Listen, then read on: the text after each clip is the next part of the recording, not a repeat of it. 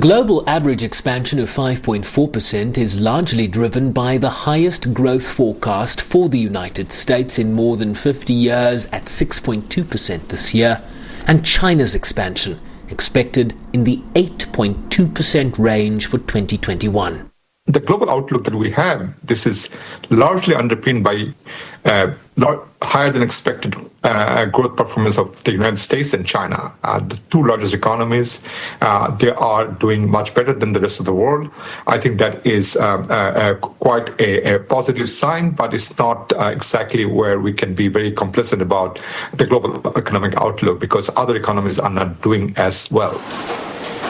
A reference to vaccine inequity between countries and regions that the UN believes is posing significant risk to an already uneven and fragile global recovery, particularly in developing regions struggling to meet vaccine needs on the ground. The weak spots we see India, Brazil, South Africa, and many other developing countries we do expect them to grow, but the growth rate will still not be sufficient to catch up and to offset the losses that they had in 2020. One point that I would like to highlight here is that in the past, the average growth rate of the developing countries would be higher than the global average. But now we'd see the average growth rate of the developing countries, the many developing regions, would be lower than the global average. And that's concerning because we would expect the countries with low economic base to grow faster, but that is not happening given the effect of the pandemic and ongoing pandemic for many countries and regions. Africa's largest economies continue to underperform, with Nigeria expected to reach just 1.8% growth and South Africa 2.8% in 2021 as both countries struggle to meet vaccine demands.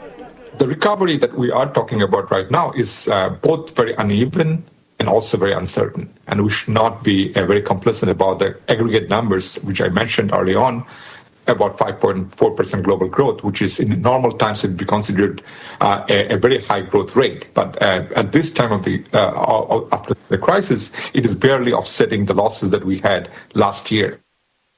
The report raising concerns that despite increased levels of liquidity to shore up economies suffering through a pandemic, investment has not increased sufficiently, with risks on the downside looming large. We saw massive injection of liquidity, which was, of course, much needed to avoid a complete meltdown of the global economy.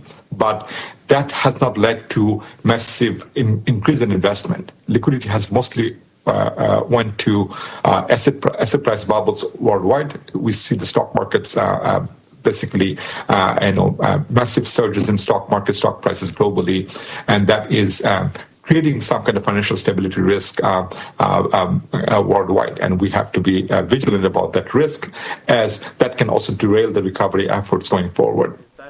The pandemic pushing an estimated 114 million people into extreme poverty, the majority women and girls, with a report urging targeting policies and support measures to address the disproportionate impacts on this demographic.